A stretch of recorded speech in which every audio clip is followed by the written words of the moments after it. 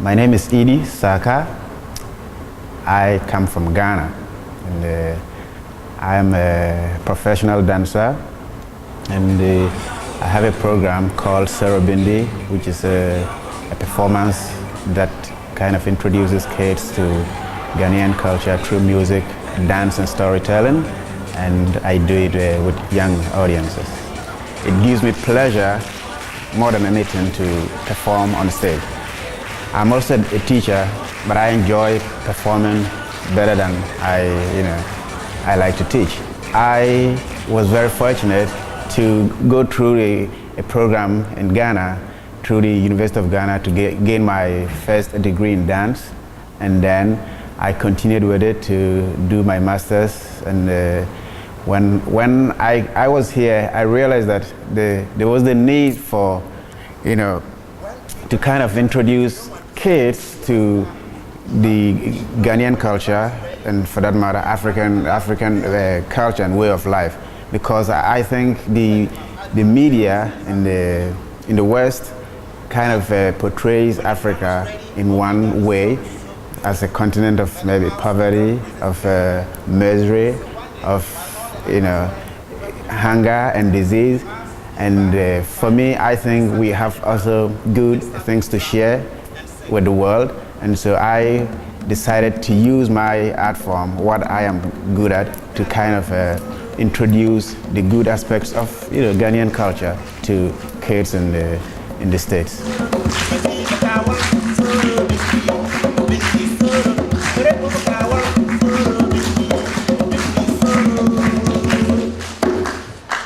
Okay, what the mouse said is, I am drumming on the skin of the elephant. The elephant is called Jabote in Malandi. Can we say Jabote? Jabote. Yes, and I am drumming on the skin of the elephant. Well, I've been doing this performance for, I think, the past 11 years.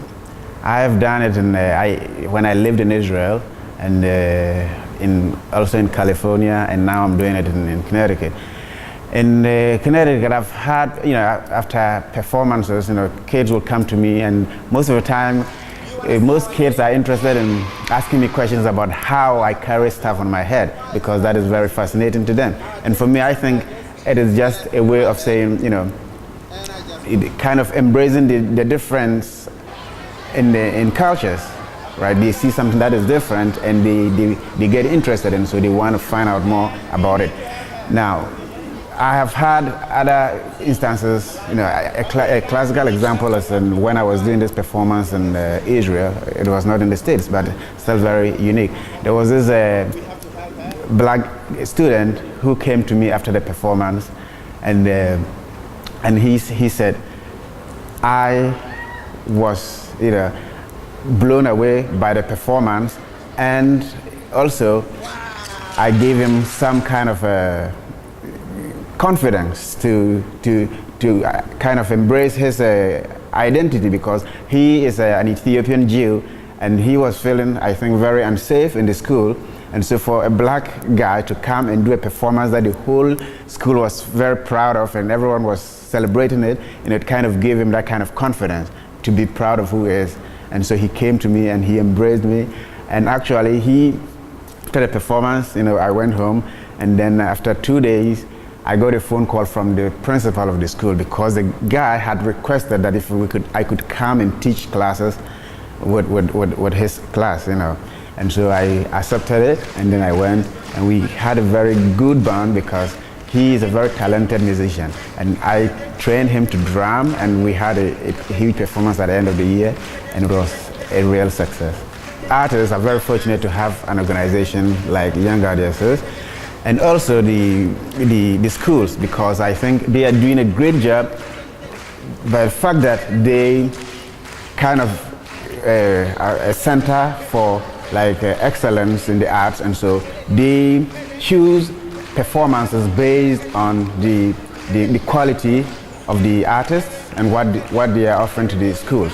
And so you have an opportunity where you have a big pool of artists with different talents and offering different art forms, and you can get to choose what you want and not have to worry about whether this is going to be a good performance or not, because the Young Audiences has already done that for you.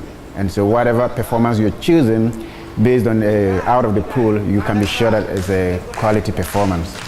Well, I just enjoy working with kids, and you know, I'm very fortunate to be able to continue to do this, and I think I just love kids, and I think it kind of comes from my upbringing. I was raised, you know, partly by my grandmother and partly by my auntie.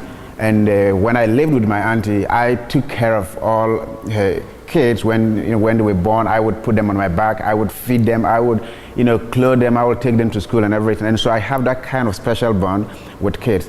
And anywhere I go, whether in Israel, in the States, in Ghana, when I go to any place and you know, there are people and we have kids, I tell you, by 30 minutes, you know, time, you would see all the kids around me, and we've already created a special bond, and we're playing together. And sometimes I can't explain how it happens, but you know, it's just something, I guess, because of the way I was brought up, I have that kind of special bond with kids.